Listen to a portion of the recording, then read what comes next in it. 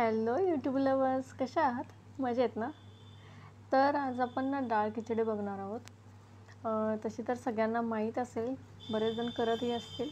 पण माझा शक्यतो प्रयत्न हा असतो की जी मंदिरामध्ये मिळते ना डाळ खिचडी, म्हणजे जी प्रसाद म्हणून दिली जाते तशा पद्धतीने जरा बनवण्याची, कारण ती एकदम उत्तम लागते, मला खूप आवडते.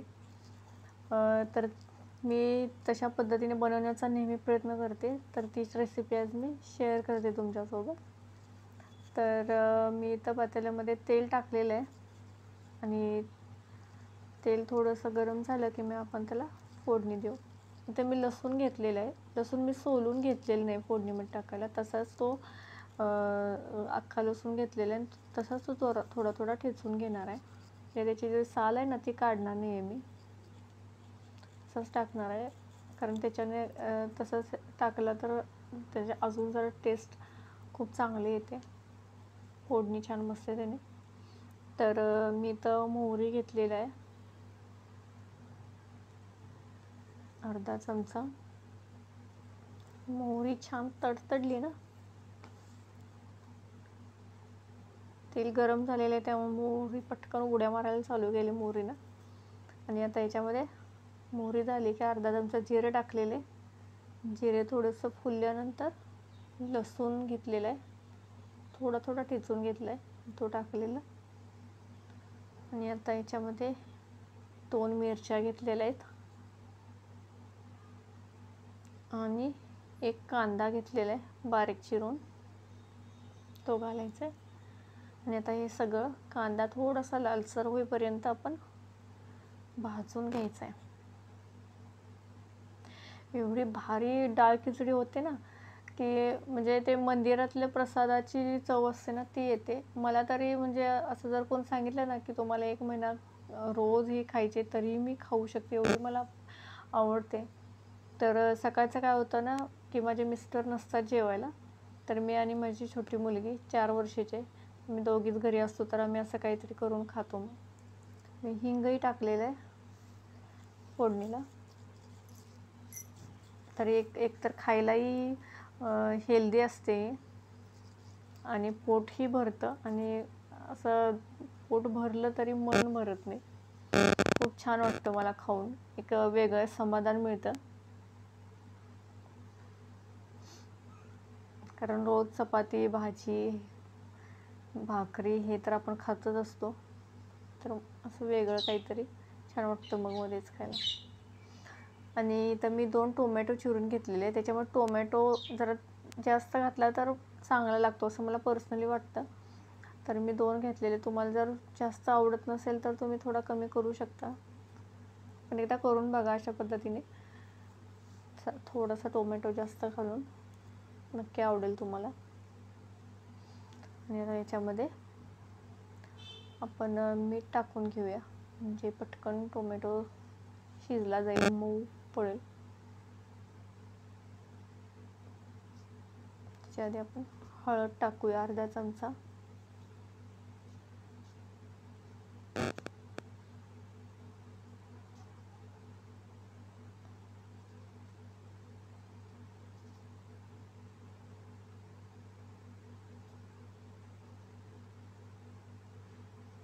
आणि आता मीठ चवीनुसार.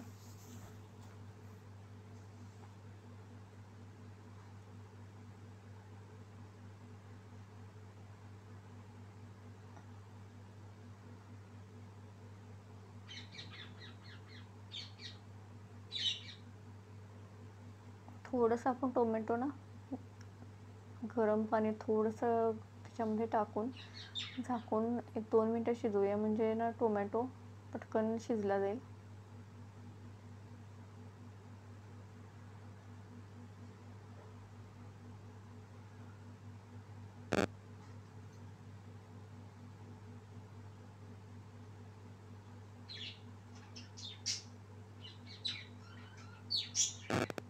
तर 1-2 मिनटं आपण वाफ काढून घेऊया, म्हणजे पटकन टोमॅटो मऊ होईल.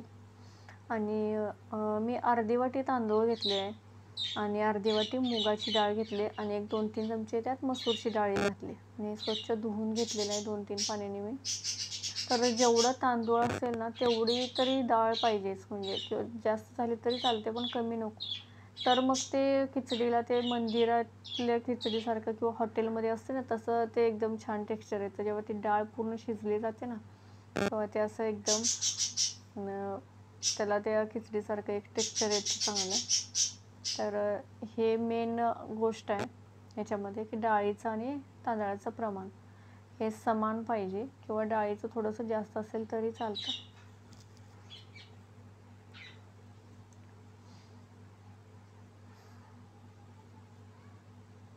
आणि तुम्ही कोणत्या पद्धतीने बनवता खिचडी तेही मला सांगा. आणि या पद्धतीने बनवून बघितली असेल तर तुम्हाला ही आवडली का तेही सांगा.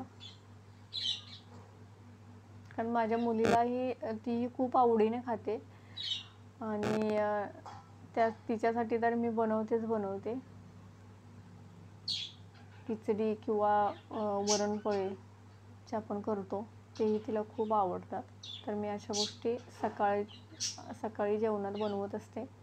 कारण आम्ही दोघीच असतो तर मग सगळं चपाती भाजी वगैरे हे करण्यापेक्षा मग आम्ही असं काहीतरी करतो जे हेल्दी होईल आणि पोटही भरेल.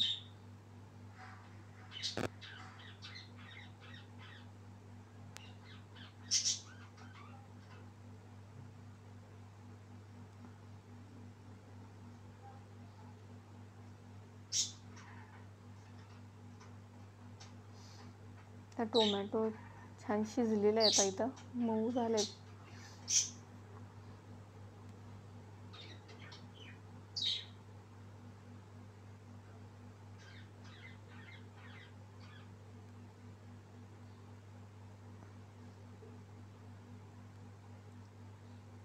त्याच्यामध्ये आपण डाळ तांदूळ घालून घेऊयात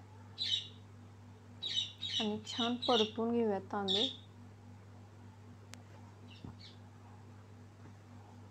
एक 2 मिनिटं ना चांगलं परतायचं आहे त्याला, म्हणजे तो तांदूळ नंतर पानसट लागणार नाही खाताना. चांगला तेलामध्ये परतला गेला ना हे मसाल्यांसोबत.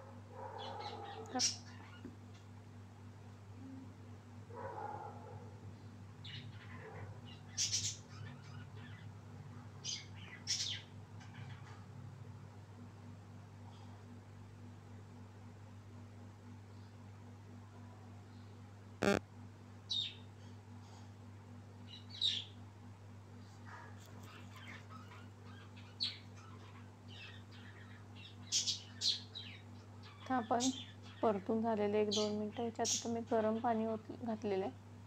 पाणी जसं तुमच्या ते आता तांदळावर डिपेंड करतं की किती घालायचं, पण तुम्ही नॉर्मली तुमच्या भाताला जेवढं पाणी घालतं तुमच्या तांदळाला जेवढं लागतं व्यवस्थित भात शिजण्यासाठी त्याच्यापेक्षा थोडं जास्तच घाला पाणी.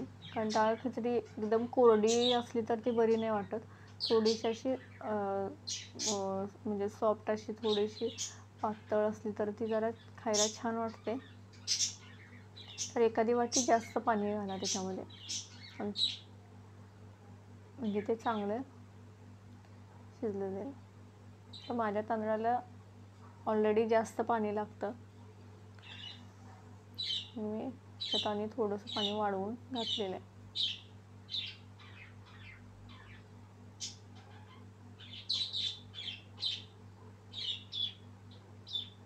त्याच्यात वरून तूप घालायचं आहे भरपूर.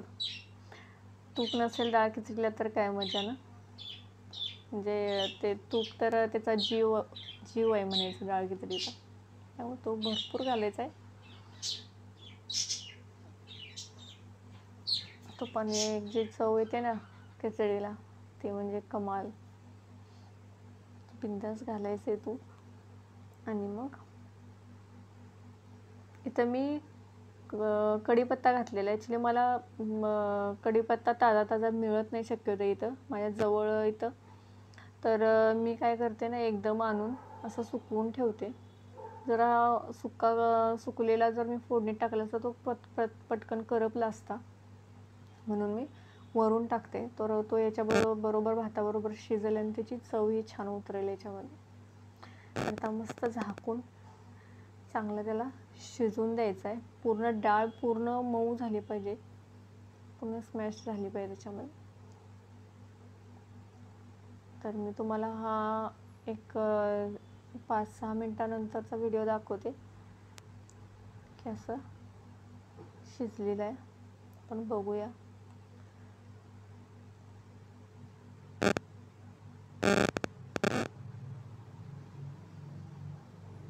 तर तुम्ही बघू शकता छान शिजलेलं आहे तांदूळ आणि डाळ हे पूर्ण शिजलेले. थोडंसं घोटून घ्यायचं आहे म्हणजे ते एकत्र सगळं असं मिक्स होईल. असं घोटून हलवून ठेवून घ्यायचं आहे. आणि आता थोडंसं पाणी शिल्लक आहे. आता पूर्ण शिजलेलं आहे. त्या स्टेजला गॅस बंद करायचा आहे. नंतर काय होतं ना, जसं जसे थंड होईल खिचडी ना, तसं ते आणखीन घट्ट येत जातं. त्यामुळे थोडंसं शिल्लक आहे पण तोपर्यंतच बंद करायचं आहे. आणि पूर्ण कोरडं झालं तर ते चांगलं नाही लागत. जरासं घोटून घेऊन मग बंद करायचं. कारण माझा तांदूळ आहे ना, जो आधी सुट्टा होतो भाताचा, त्यामुळे ते पटकन असं त्याच्यात मिक्स होत नाही. जर चिकट तांदूळ असेल त्याचा भात चिकट होतो, तर त्याची छान होईल, आणखीन छान होईल. तो मिक्स होईल चांगला याच्यात एकसारखा असा. त्याला घोटून घ्यायची गरज नाही.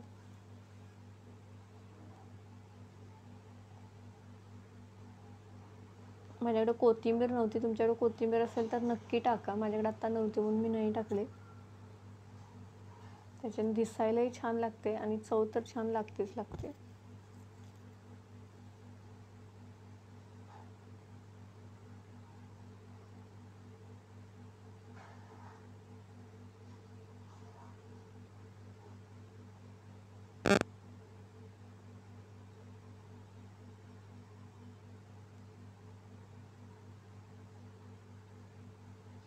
तर इथं तयार आहे आपली डाळ खिचडी.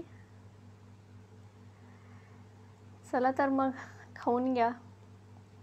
आणि आता रेसिपी बघितली तर आपल्या चॅनलला लाईक करा, शेअर करा आणि सबस्क्राईब पण करा. म्हणजे सपोर्टची गरज आहे मला, तर सपोर्ट करा मला.